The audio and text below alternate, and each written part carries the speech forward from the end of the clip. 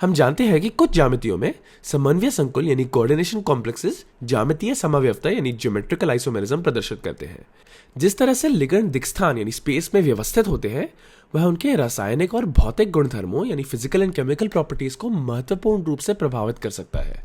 हमने इसे सिस्प्लैटिन बनाम ट्रांसप्लैटिन के उदाहरण से देखा। लिगेंड की एक विशिष्ट व्यवस्था में सिस्प्लैटिन के सिस रूप ने ट्रांस रूप की तुलना में पूरी तरह से अलग जैविक गतिविधि यानी बायोलॉजिकल एक्टिविटी दिखाई।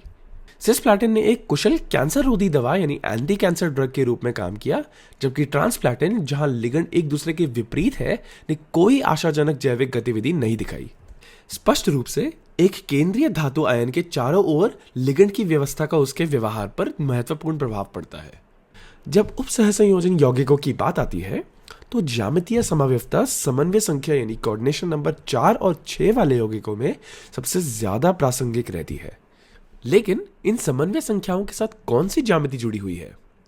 समन्वय संख्या 4 में संकुल वर्ग समतली यानी स्क्वायर प्लेनर या चतुष्फलकीय यानी टेट्राहीड्रल ज्यामिति में मौजूद हो सकता है। समन्वय संख्या 6 के लिए संकुल अष्टफलकीय यानी ऑक्टाहीड्रल ज्यामिति में मौजूद होते हैं। लेकिन इनमें से सारी व्यवस्थाएं ज्यामितीय समव्यवस्था प्रदर्शित नहीं करती हैं। वास्तव में केवल वर्ग समतली और अष्टफलकीय संकुल ही ज्यामितीय समव्यवस्था प्रदर्शित करते हैं, जबकि चतुष्फलकीय संकुल ऐसा नहीं करते हैं। लेकिन ऐसा क्यों है? चतुष्फलकीय संकुल को ज्यामितीय समव्यवस्था प्रदर्शित करने से क्या रोकता है? चलिए पता लगाते हैं। ज्यामितीय समव्यवस्था तब होती है जब परमाणुओं या लिगेंडों का एक ही समुच्चय एक ही क्रम में जुड़ा होता है, लेकिन दिक्स्थान में अलग अलग तरीके से व्यवस्थित होता है। इसके लिए समन्वय वातावरण में एक निश्चित कठोरता यानी रिजिडिटी की आवश्यकता होती है। कठोरता का मतलब है कि ज्यामितीय समव्यवस्था होने के लिए सीमित घूर्णन होना चाहिए यानी रोटेशन रिस्ट्रिक्टेड होना चाहिए, और लिगेंडों को गैर समतुल्य यानी नॉन इक्विवेलेंट स्थितियों पर रहना चाहिए। गैर समतुल्य स्थितियों का सीधा सा मतलब है कि केंद्रीय धातु आयन के चारों ओर प्रत्येक स्थिति अद्वितीय यानी यूनिक है। सिस और ट्रांस व्यवस्थाएं निश्चित है और यौगिक को केवल घुमाने या इसे अतिव्यापित यानी ओवरलैप करके आपस में परिवर्तित नहीं किया जा सकता। ये निश्चित स्थितियों से सिस और ट्रांस जैसे अलग अलग समव्यवी यानी आइसोमर्स बनते हैं। यह बिल्कुल वैसा ही है जैसा कि वर्ग समतली और अष्टफलकीय संकुल में होता है।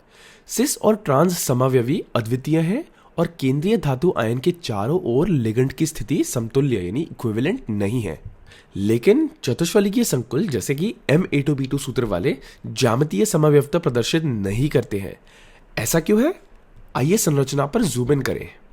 Ma2B2 जैसे चतुष्फलकीय संकुल में लिगेंड A और B एक टेट्राहीड्रॉन के चारों कोनों पर रहते हैं। चतुष्फलकीय ज्यामिति अत्यधिक सममित यानी सिमेट्रिकल है।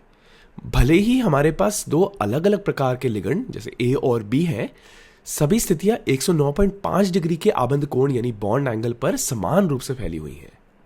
इसका मतलब है कि लिगेंड की सापेक्ष स्थितियां एक दूसरे के संबंध में समान है। सापेक्ष यानी रिलेटिव। चाहे आप लिगेंड को कैसे भी घुमाएं, संरचना वही रहती है। नतीजन चतुष्फलकीय ज्यामिति में सिस और ट्रांस समव्यवी जैसे अलग अलग व्यवस्थाएं नहीं बन सकती हैं, जबकि वर्ग समतली और अष्टफलकीय ज्यामिति भी सममित होती हैं। उनमें अलग अलग लिगेंड व्यवस्था बन सकती है। यह केवल समरूपता यानी सिमेट्री के कारण नहीं है, बल्कि इसलिए है क्योंकि वे लिगेंड के लिए अद्वितीय स्थितियां प्रदान करते हैं जो अलग अलग सिस और ट्रांस समव्यवी को बनने देते हैं। चतुष्फलकीय ज्यामिति ऐसा नहीं कर पाती क्योंकि सभी लिगेंड स्थितियां समतुल्य होती हैं। अब जबकि हमने चतुष्फलकीय संकुल को खारिज कर दिया है यानी रूल आउट कर दिया है, आइए वर्ग समतली संकुल और उनकी ज्यामितीय समव्यवस्था पर ध्यान केंद्रित करें। Ma2B2 प्रकार के संकुल के लिए हम दो ज्यामितीय समव्यवी देखते हैं, सिस और ट्रांस। इसी तरह Ma2BC प्रकार के संकुल में जहां एक लिगेंड B को एक अलग लिगेंड C से बदल दिया जाता है, यहां भी हमें दो ज्यामितीय समव्यवी मिलते हैं, एक सिस और एक ट्रांस। इन मामलों में सिस और ट्रांस समव्यवी लिगेंड A की स्थिति पर निर्भर करते हैं। यदि लिगेंड A आसन्न यानी एडजेसेंट है तो हमें सिस समव्यवी मिलता है। यदि लिगेंड A विपरीत यानी ऑपोजिट है तो हमें ट्रांस समव्यवी मिलता है। ध्यान दें कि Ma2B2 और Ma2BC सामान्य रूप यानी जनरल फॉर्म है। वास्तविक संकुल धातु की ऑक्सीकरण अवस्था और लिगेंड के आवेशों के आधार पर धनात्मक, ऋणात्मक या उदासीन आवेश ले सकता है। अब MABCD प्रकार के संकुलों के बारे में क्या, जहां धातु आयन चार अलग अलग लिगेंड से बंधे होते हैं। क्या वे ज्यामितीय समव्यवस्था प्रदर्शित करते हैं? यदि हाँ, तो कितने समव्यवी संभव है? वीडियो को रोककर इसके बारे में सोच के देखिए। इसका विश्लेषण करने के लिए हम एक लिगेंड ए को एक स्थान पर फिक्स कर देते हैं, यानी स्थिर रखते हैं, और शेष लिगेंड यानी बाकी के लिगेंड बी, सी और डी को उसके चारों ओर व्यवस्थित करते हैं। आसन्न या विपरीत लिगेंड को स्विच करके हम 3 अद्वितीय ज्यामितीय समव्यवी यानी यूनिक ज्योमेट्रिकल आइसोमर्स बना सकते हैं। संकुल को केवल घुमाकर प्राप्त की गई कोई भी अन्य व्यवस्था इन तीनों में से किसी एक पर वापस आ जाएगी। उदाहरण के लिए, जब आप बी, सी या डी को स्थिर रखने का प्रयास करते हैं तो परिणाम समान होते हैं, यानी आपको वही संरचनाएं मिलती हैं। इसका मतलब है कि MABCD संकुल में 3 ज्यामितीय समव्यवी हैं, 2 सिस यानी समपक्ष और 1 ट्रांस यानी विपक्ष।